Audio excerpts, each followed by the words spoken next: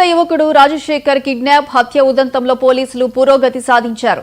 రంగారెడ్డి జిల్లా షాద్నగర్ ఎల్లంపల్లిలో జరిగిన పరువు హత్య కేసు వివరాలను ఏసీపీ లక్ష్మీనారాయణ, సీఐ విజయ్ కుమార్ మీడియాకు తెలిపారు. ఈ నెల 13న ఎల్లంపల్లికి చెందిన మృతుడు రాజశేఖర్ భార్య ఎర్ర వాణి ఫిర్యాదు మేరకు కేసు దర్యాప్తు చేసి 7 మంది నిందితుల్ని రిమాండ్కు తరలించినట్లు చెప్పారు. పరారీలో ఉన్న మరో నిందితుడు గణేష్ కోసం గాలిస్తున్నట్లు ఏసీపీ లక్ష్మీనారాయణ తెలిపారు. నిందితులు ఉపయోగించిన ఇన్నోవా టవేరా వాహనాలు, 2 బైక్లు, 5,000 రూపాయల నగదు, సెల్ ఫోన్ స్వాధీనం చేసుకున్నట్లు పోలీసులు చెప్పారు.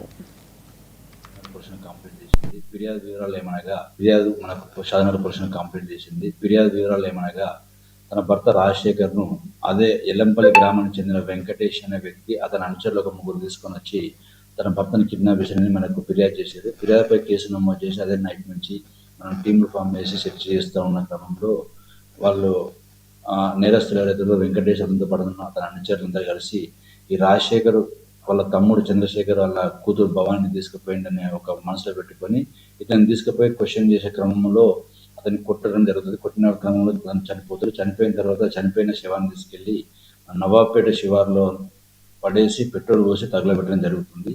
దీనిపై మనం టీములు ఫామ్ చేసి డెడ్ బాడీని నవాబ్పేట పోలీసుల సహకారంతో మనం లుకౌట్ సర్కిల్ నోటీస్ ఇష్యూ చేసిన దాని ప్రకారము అతన్ని ఐడెంటిఫై చేయడం జరిగింది. ఐడెంటిఫై చేసిన తర్వాత ఈ వెతుకుతున్న క్రమంలో ఈరోజు అంటే బాడీ పోస్ట్ మార్టం వాళ్ళ బంధువులకు అప్పయిపోయిన తర్వాత మన షాద్నగర్ సిఐ గారు విజయ్ కుమార్ తన సిబ్బందితో బూర్ల చెక్ పోస్ట్ దగ్గర నమ్మదగిన సమాచారం మేరకు వాహనాలు తనిఖీ చేస్తున్న క్రమంలో ఒక ఇన్నోవా క్రిస్టా వాహనంలో వెంకటేష్ మరియు శ్రీను అదేవిధంగా నరసింహ అనే 3 వ్యక్తులు ఆ ఇన్నోవా క్రిస్టాలో వస్తూ ఉంటారు.